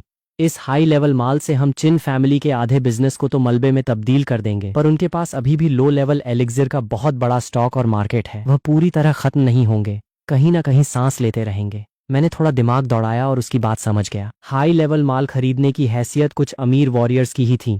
शहर के ज्यादातर नॉर्मल वॉरियर्स आज भी सस्ते लो लेवल माल पर ही डिपेंड थे, और वैसे भी चिन चांग शेंग ने लू झेंग के तलवे चाटने के लिए मुझे बर्बाद करने में कोई कसर नहीं छोड़ा था। तो इस पूरे खानदान का नामो निशान मिटाना मेरे लिए पर्सनल बदला भी था। चेन सिलिंग ने धीरे से टोन बदलते हुए पूछा, मास्टर, क्या आप हमारे लिए कुछ लो लेवल एलिक्सिर भी बना सकते हैं? मैं सामने की दीवार को देखते हुए सोच में पड़ गया। लो लेवल माल बनाना मेरे लिए मुश्किल नहीं था, पर उसकी मार्केट में डिमांड बहुत ज्यादा थी। अगर मैं दिन रात भी बोतलें बनाता रहूं तो भी सप्लाई कम पड़ जाएगी। मेरी लाइफ का मेन गोल खुद का कल्टीवेशन बढ़ाना था। चिन फैमिली जैसे कीड़े मकोड़ों के चक्कर में अपना कीमती टाइम वेस्ट करना घाटे का सौदा था। तो क्या मैं चेन फैमिली के कुछ लड़कों को अपना शागिर्द बना लूं जो मेरे अंडर सिर्फ लो लेवल माल तैयार करें? तभी मुझे फील हुआ कि टेंट का माहौल थोड़ा अजीब हो गया है। असल में जब मैं सामने दीवार की तरफ देखकर गहरी सोच में डूबा हुआ था तो मेरी नजर अनजाने में सीधे चेन सिलिंग के कुर्ते के ऊपर उभरे उसके बेहद अट्रैक्टिव और परफेक्टली राउंड चेस्ट पर टिकी हुई थी। चेन सिलिंग ने बिना कोई आवाज किए बेहद शालीनता से अपने दुपट्टे से अपनी छाती को थोड़ा और कवर किया और शर्माते हुए पूछा, मास्टर, आपका क्या विचार है? मैं तुरंत होश में आया और अपनी नजरें हटाते हुए बोला, ओह सॉरी, मैं असल में यह सोच रहा था कि क्यों ना मैं तुम्हारे यहाँ के कुछ लड़कों को ट्रेन करके सोल मास्टर अप्रेंटिस बना दूं जो सिर्फ लो लेवल माल बनाने का काम संभालें। पर इस काम में जल्दबाजी नहीं की जा सकती। सही बंदों को चुनना ही अपने आप में एक बड़ा सिरदर्द है। जब मुझे फुर्सत मिलेगी तब इस पर तसल्ली से बात करेंगे। मैंने बाहर का अंधेरा देखा और बिना रुके वहां से विदा ली। पर मेरे जाने के बाद चेन सिलिंग का दिल तेजी से धड़कने लगा था। सोल मास्टर अप्रेंटिस बनाना चिन चांग शेंग के पास उनके खानदान का मैजिकल टूल था। तब जाकर वह बड़ी मुश्किल से एक अप्रेंटिस के लेवल पर पहुंच पाया था। अगर चेन फैमिली के पास खुद के सोल मास्टर अप्रेंटिस आ जाते तो उनका खानदान सीधे आसमान की ऊंचाइयों को छू लेता। पर वह मास्टर बात करते करते अचानक इतनी जल्दी क्यों चले गए? और फिर उसने याद किया कि कैसे वह मास्टर कुछ देर पहले उसकी छाती के उभार को बिना पलक झपकाए घूर रहे थे। चेन सिलिंग ने अपने सुर्ख लाल होठों को दांतों तले दबाया और एक हल्की सी आह भरते हुए बुदबुदाई। तो वो मुझे यह इशारा दे रहे थे, सच में इस दुनिया के सारे मर्द एक जैसे ही होते हैं। अगर आपको आगे की स्टोरी जानी है तो फटाफट से वीडियो को एक लाइक करके चैनल को सब्सक्राइब कर दो।